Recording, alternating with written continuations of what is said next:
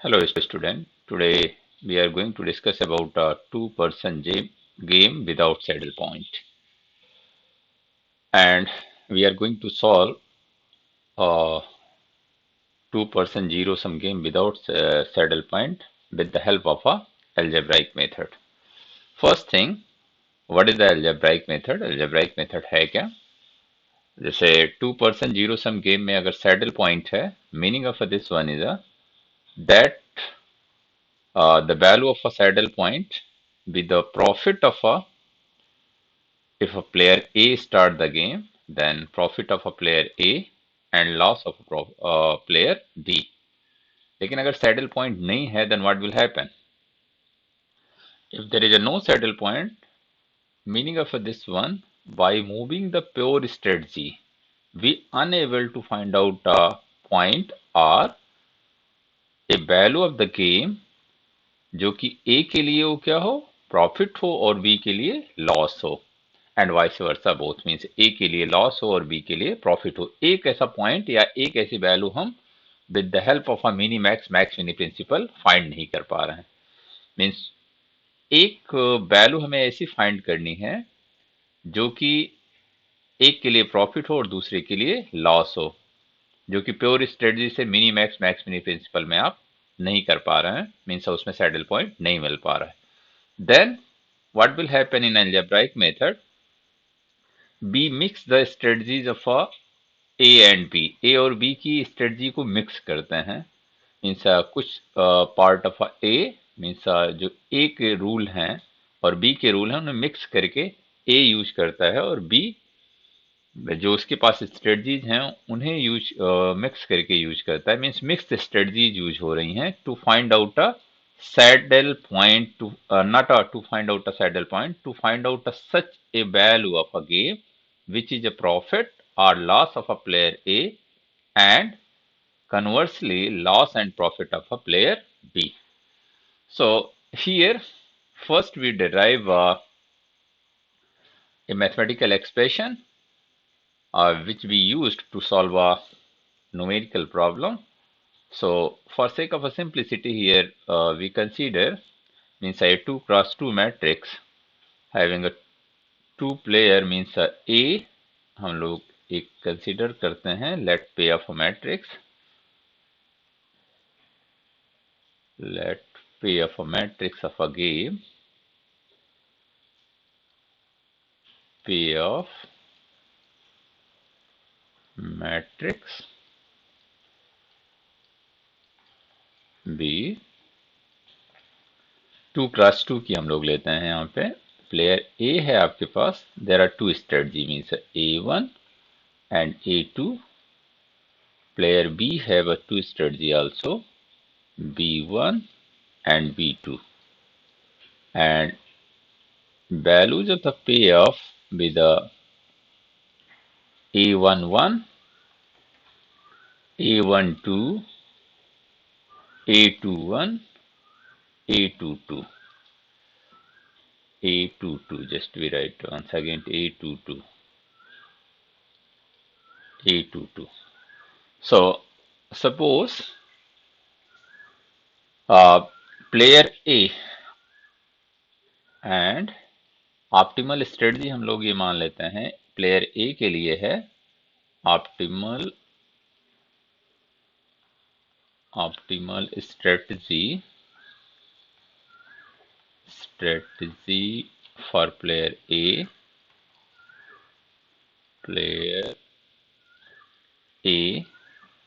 With इसे इस तरह लिख लेते हैं हम लोग S A equal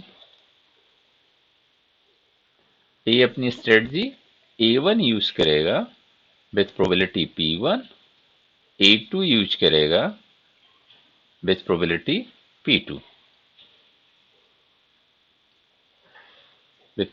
P2 and what is the value of a P1 plus P2 and rather than write here we write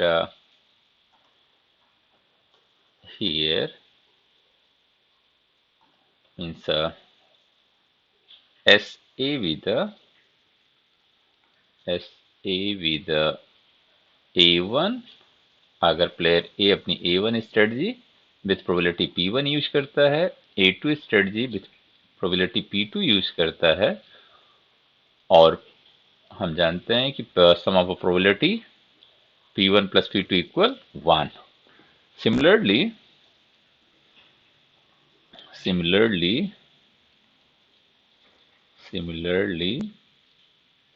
optimal strategy for player B. Optimal strategy for player B. B के लिए हम लोग optimal strategy ये मान लेते हैं कि ये अपनी मिक्स स्ट्रेटजी यूज करेगा with probability Q1 and Q2. B1 with probability Q1, V2 with probability Q2, and what is the value of a Q1 plus Q2? Q1 plus Q2 equal 1. जैसे मैंने अभी आपसे कहा कि एक ऐसी वैल्यू हमें फाइंड करनी है जो कि ए के लिए प्रॉफिट हो और बी के लिए लॉस हो. What is the meaning of this one? Value of the game expected profit for the player A equal to the expected loss for the player B. हमें एक ऐसी वैल्यू फाइंड करनी है, मींस हमें P1 P2 और Q1 Q2 की ऐसी value find करनी है जिससे कि जो एक्सपेक्टेड प्रॉफिट आए ए के लिए वही एक्सपेक्टेड लॉस हो बी के लिए. मींस ऐसी P1 P2 Q1 Q2 की वैल्यूज फाइंड करनी है जिससे जो एक्सपेक्टेड प्रॉफिट ए के लिए आए same amount of expected loss किसके लिए है? बी के लिए है. हमें ऐसे एक्सपेक्टेड वैल्यू फाइंड करनी है.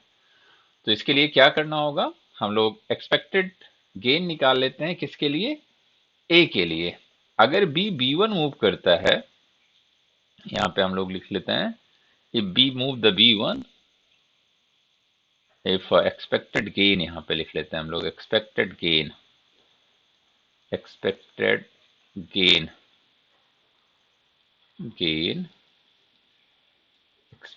गेन लिख लीजिए आप. So here if B move the B1, B move the V2. So expected gain for the player A, E, and this one is a in term of what? B move the B1. यहाँ पे हम लोगों ने P1 P2 लिखा हुआ है. So this one is a means A11. यहाँ पे P1 P2 का फंक्शन होगा. This one equal A11 P1 plus A21 P2 and P2 की वैल्यू यहाँ पे रख दें तो ये केवल किसका फंक्शन हो जाएगा? P1 का फंक्शन हो जाएगा. Means this become E1 P1 equal A11 P1 plus A21 1 minus P1. Similarly, E2 means if B move the B2, then what is the expected profit for the player A? This one is again a function of a P1 and P2. This become A12 P1 plus A22 P2. This one is a E2, इसे one variable function में लिख लेते हैं हम लोग A12 P1 plus A22 1 minus P1. This one is expected profit for the player A. यहाँ पे simply इसे क्या कर लेना होता है? यहाँ पे हम लोग P1 P2 लिख लेते हैं. फॉर सेक ऑफ सिंप्लिसिटी मैं बता दे रहा हूँ आपको. यहाँ पे P1 P2 लिख लेते हैं. A1 को P1, A11 को P1 से मल्टीप्लाई कर दिया, A21 को P2 से मल्टीप्लाई कर दिया. Then this one is expected gain corresponding to the B1. Similarly, A12 into P1 and A22 P2 with expected gain corresponding to the strategy B2. Similarly, we find the expected gain for the player, expected loss for the player B here. So here we write the expected loss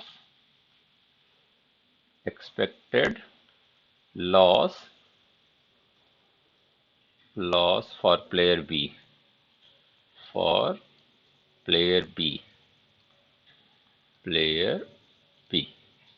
expected loss for the player B. If A move his strategy A1 and A2, then what are the expected loss for the player B? Here we write again E1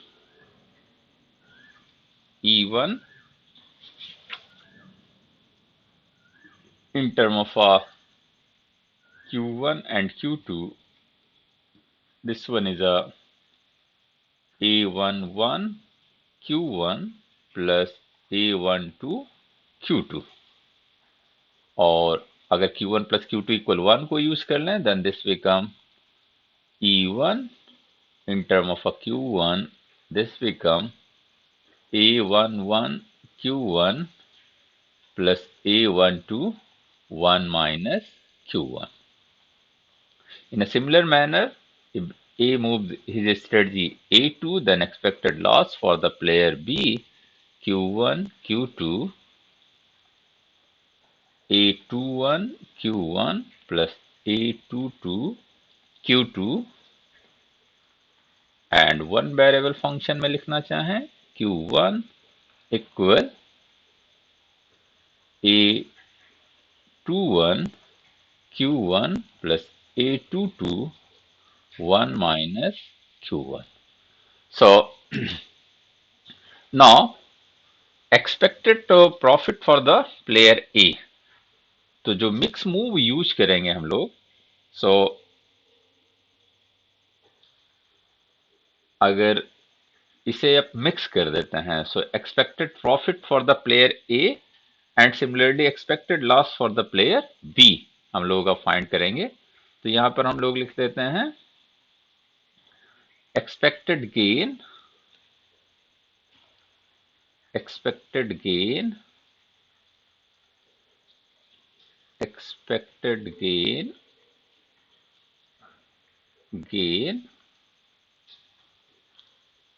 when player B अपनी strategies को क्या करे, player B mixed their strategies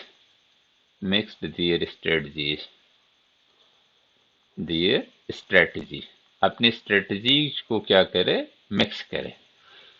so expected profit अब क्या करना है, दोनों को मिक्स कर देना है। देन दिस वन बिकम, हम लोग ई लिखेंगे, E is a function of a P and Q, E is a function of a P1 and Q1। अब हम लोग लिख लेंगे E is a function of a P1 and Q1, and this become what, this become Q1 and expected profit for the player A when he moved his strategy B1 Q1. This one is a A11 P1 plus A21 1 minus P1 यहां से देखें, पहले हम लोगों ने क्या लिखा है, दिस वन इज एक्सपेक्टेड, अगर B1 मूव करता है, B1 मूव करता है तो ये हमारा प्रॉफिट होगा, गेन होगा। तो यहाँ पे मिक्स कर रहा है, Q1 यूज किया प्लस Q2 यूज करेगा। Q2 को हम लोग यहाँ पे लिख लेते हैं 1 माइनस Q1, और जब B2 स्ट्रेटजी यूज कर रहा है तो प्रॉफिट क्या हो रहा है, प्लेयर ए को A12 P1 plus A22 1 minus P1, this one is a profit for the player B, player A. So इसी को सिंप्लीफाई कर लेना है हम लोगों को, सिंप्लीफाई कर लेते हैं हम लोग। यहाँ पर इसे जब हम सिंप्लीफाई करेंगे, तो इसे मल्टीप्लाई करने के बाद जो वैल्यू आएगी आपकी, वो वैल्यू आएगी, यहाँ पे आप मल्टीप्लाई कर लें, मल्टीप्लाई करने के बाद जो वैल्यू आएगी आपकी P1 Q1 को एक साथ कर लेंगे तो A11 plus A22 minus A12 plus A21, ये किसका कोफिशिएंट होगा? ये कोफिशिएंट होगा P1 Q1 का, P1 Q1 का, प्लस सेकेंड टर्म जो आएगा P1 का जो कोफिशिएंट होगा आपका A12 माइनस A22 P1, और Q1 का जो कोफिशिएंट होगा आपका, यहाँ पे नीचे मैं लिख देता हूं, A21 माइनस A22 Q1, और एक कांस्टेंट टर्म आएगा A22. So this one is a whole expression. This one is a whole expression. इसको आपको इस फॉर्म में लिखना है कि P1 P1 माइनस समथिंग का फैक्टर हो, Q1 माइनस समथिंग का फैक्टर हो, प्लस एक वैल्यू आए। तो इससे होगा क्या, देखें, अगर हम लोग इस फॉर्म में लिखते हैं, इसे इस फॉर्म में लिखने की कोशिश करते हैं हम लोग। सो यहां से देखें, इसे आप कॉमन ले लें, ये टर्म जो है इस टर्म को कॉमन ले लें, और सपोज किया ये टर्म कॉमन लेने के बाद, क्योंकि ये लेंदी एक्सप्रेशन है, तो इसे हम लोग लैम्डा लिख लेते हैं। सो लैम्डा आउटसाइड करने के बाद, लैम्डा आउटसाइड करने के बाद जो वैल्यू आएगी आपकी यहाँ पे, फर्स्ट वैल्यू आएगी P1 minus A22,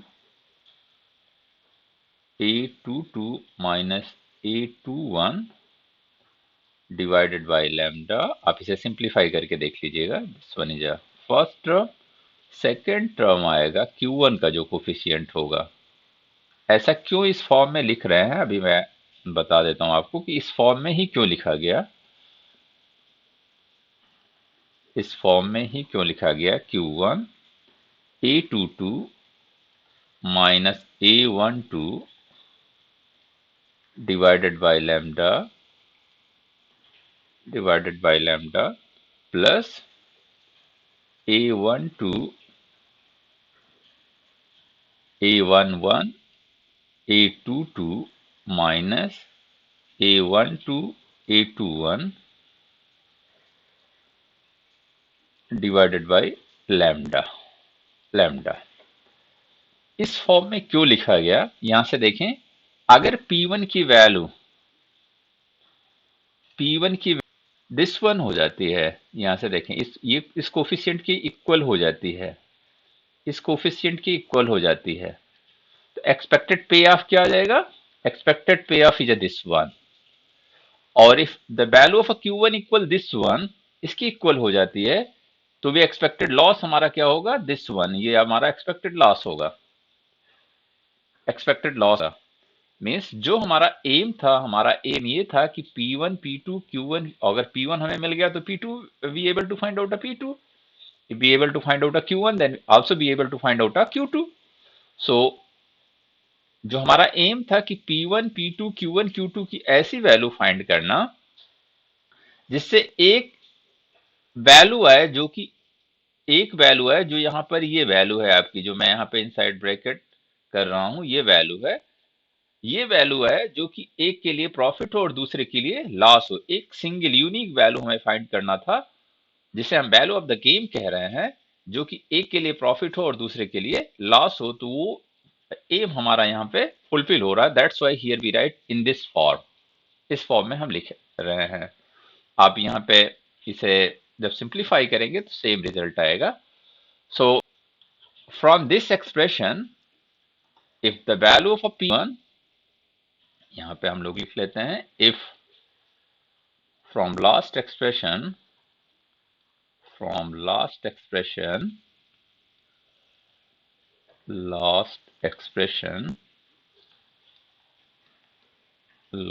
expression if P1 equal if P1 equal P1 देखें, अगर A22 minus A21 upon lambda था तो ये वैल्यू क्या हो जाएगी, फर्स्ट कोफिशिएंट 0 हो जाएगा, तो एक्सपेक्टेड वैल्यू क्या आ जाएगी आपकी, if P1 equal A21 minus sorry A22 minus A21 upon lambda की वैल्यू यहाँ पे लिख लेते हैं हम लोग। लैम्डा की वैल्यू है आपकी A11 plus A22 minus A12 plus A21. This one is the value of a P1. If P1 then expected gain हमारा क्या हो जाएगा, expected gain EP1Q1 equal what? This become A11 A22 minus A12 A21 divided by A11 plus सारे terms same हैं denominator के, A12 plus A21. Similarly, and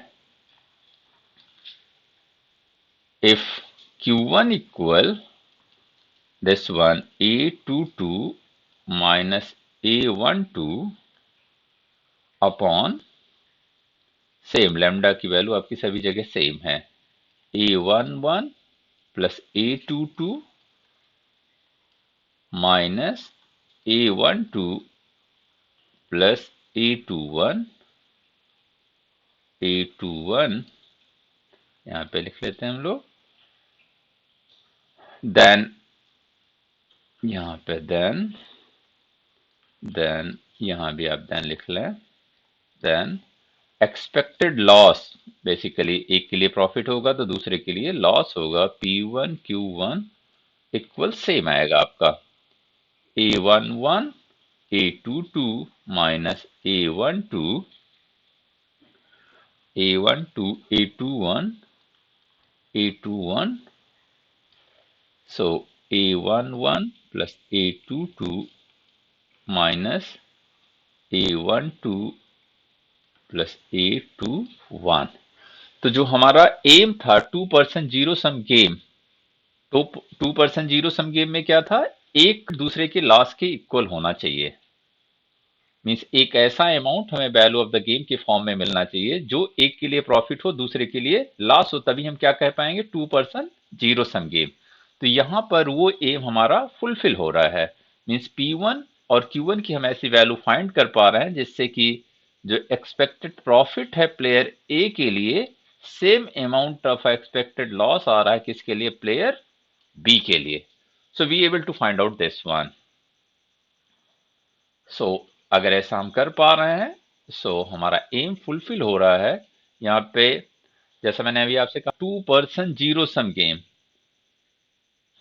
without saddle point, saddle point नहीं था लेकिन हमें क्या करना था, जो एक का प्रॉफिट था दूसरे के लॉस के इक्वल होना चाहिए था, तो प्योर स्ट्रेटजी यूज करके हम उसे फाइंड नहीं कर पा रहे थे, इसीलिए हम लोगों ने mix strategy with probability P1 and P2 find की और with probability Q1 and Q2 for B के लिए फाइंड की, तो हम लोग ऐसी वैल्यू फाइंड कर पाए। तो क्या करना होता है, ये एक्सप्रेशन हम लोगों को याद रखना होता है, और P1 आपका निकल आया तो P2 भी आप फाइंड कर पाएंगे। P2 equal what, P2 equal 1 minus P1, और इसे आप सिंप्लीफाई कर लेंगे तो आपकी वैल्यू आ जाएगी, this one is 1 minus P1, यहाँ पर आप 1 माइनस इससे P1 की वैल्यूज पुट कर देंगे, then this expression become A11। Exam में आपको इसे याद करने की जरूरत नहीं है, केवल P1 और Q1 आप याद रखें, P2 आप ऑब्वियसली 1 माइनस P1 करके फाइंड कर लेंगे। लेकिन अगर एक्सप्रेशन के फॉर्म में लिखना है तो आप इसे इस तरह लिख सकते हैं, A11 माइनस A12, डिनोमिनेटर की वैल्यू सेम होगी, A11 plus A22 minus A12 plus A21। Similarly, Q2 equal 1 minus Q1 and this one equal A11 minus A21 divided by A11 plus A22 minus A12 plus A21. Okay, so this one is the value of a P1 and P2 Q2, and this one is considered as a value of the game. तो जब हम numerical problem solve करेंगे तो P1 P2 Q1 Q2 और value of the game इन फार्मूलों से find करेंगे। यहां पर एक रूप में आप नोट कर लें कि जैसे कभी कभी हो सकता है कि पे ऑफ मैट्रिक्स ऐसा दिया हो कि P1 की वैल्यू निगेटिव है, तो कभी भी प्रोबेबिलिटी निगेटिव तो हो नहीं सकती है। सो निगेटिव भी आती है तो P1 P2 Q1 Q2 हम लोग क्या कंसीडर करेंगे, always we consider the positive value not a negative value. Behind this one, reason behind this one is जो आपने ये पे ऑफ मैट्रिक्स लिख रखी है, तो आप पे ऑफ मैट्रिक्स को क्या कर सकते हैं, रीअरेंज कर सकते हैं। B2 को पहले लिख दें, B1 को बाद में लिख दें, तो उससे जो साइन आता है उसे आप क्या कर सकते हैं, इग्नोर कर सकते हैं। तो नेगेटिव साइन को इग्नोर करना है जब आप P1 P2 Q1 Q2 find कर रहे हो, और वैल्यू ऑफ द गेम के केस में नेगेटिव वैल्यू आ सकती है। So negative means this was a loss for the player A and vice versa profit for the player B. लेकिन P1 P2 कभी भी नेगेटिव नहीं आ सकता है, बिकॉज प्रोबेबिलिटी कभी नेगेटिव नहीं हो सकती है। Probability always lie between 0 and 1। तो जो नेगेटिव साइन आता है तो उसे हम पॉजिटिव में कन्वर्ट कर लेंगे। या ये कह सकते हैं कि पे ऑफ मैट्रिक्स को रीअरेंज कर लेंगे, फर्स्ट कॉलम को second column and second column को